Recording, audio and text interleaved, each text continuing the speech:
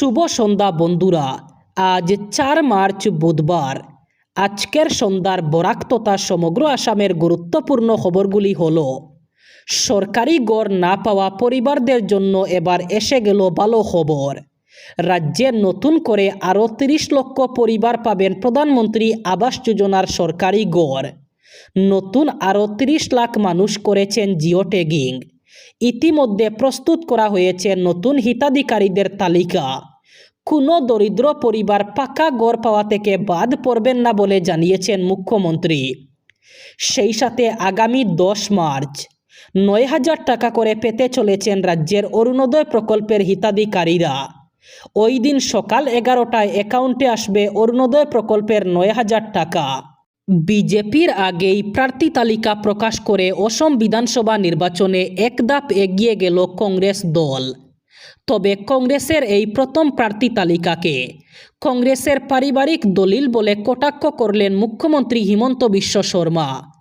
পাশাপাশি বিরোধী জোটের শরিক দলগুলির মধ্যে আনুষ্ঠানিক সমঝোতা সম্পূর্ণ হওয়ার আগেই কংগ্রেসের একতরফা প্রার্থী ঘোষণা প্রহসন বলেও মন্তব্য করেন তিনি।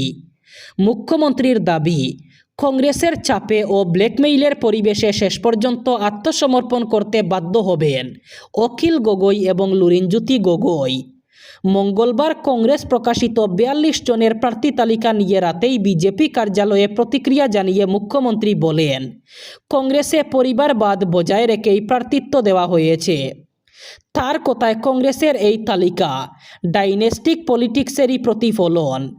প্রদ্যুৎ বরদলৈয়ের পুত্র ডক্টর ভূমিধর বর্মানের পুত্র, প্রয়াত হিতেশ্বর শইকীয়ার সন্তান, প্রয়াত সদস্য গগৈয়ের পুত্রবধূ, ধুবড়ীর সাংসদের পুত্র, এভাবে এই তালিকায় বিভিন্ন নেতার আত্মীয় স্বজন এবং পরিবারের সদস্যদের নিয়ে তৈরি এক বংশানুক্রমিক প্রার্থী তালিকা। সুনাই বিধানসভা কেন্দ্র থেকে কংগ্রেসের প্রার্থী হিসাবে নাম ঘোষণার পরই দলীয় ঐক্যের বার্তা দিলেন আমিনুল হক লস্কর। তিনি জানিয়েছেন, যারা এই আসনে টিকিট প্রত্যাশী ছিলেন তাদের প্রত্যেকের বাড়িতে গিয়ে ব্যক্তিগতভাবে সহযোগিতা এবং সমর্থন চাইবেন।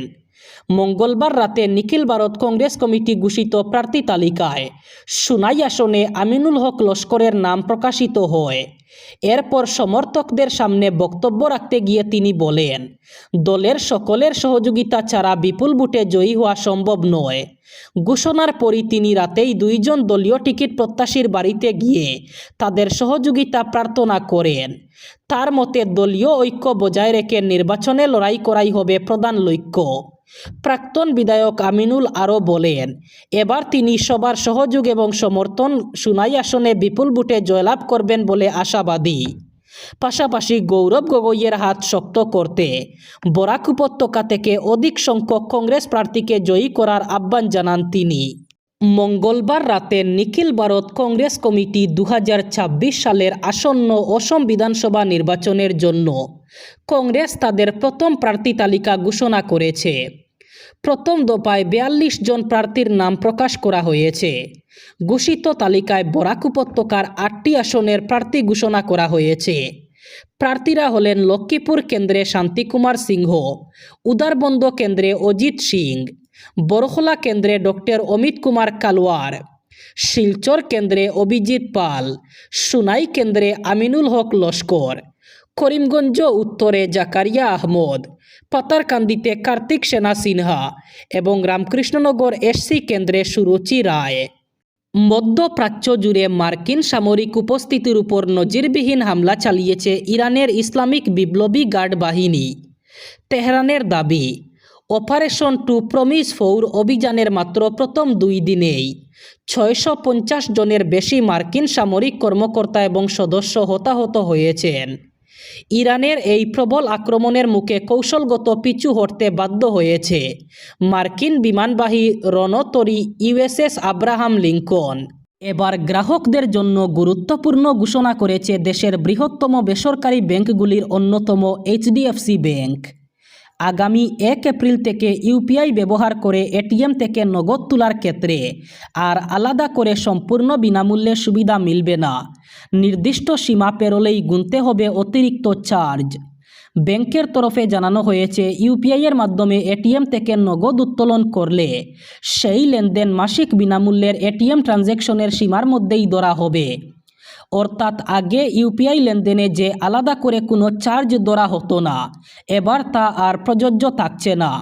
মাসিক নির্ধারিত ফ্রি ট্রানজ্যাকশন শেষ হয়ে গেলে পরবর্তী প্রতিটি উত্তোলনের জন্য চার্জ কাটা হবে। এইচডিএফসি ব্যাংকের সেভিংস অ্যাকাউন্ট গ্রাহকরা নিজস্ব এটিএম থেকে মাসে 5টি বিনামূল্যের নগদ উত্তোলন করতে পারবেন।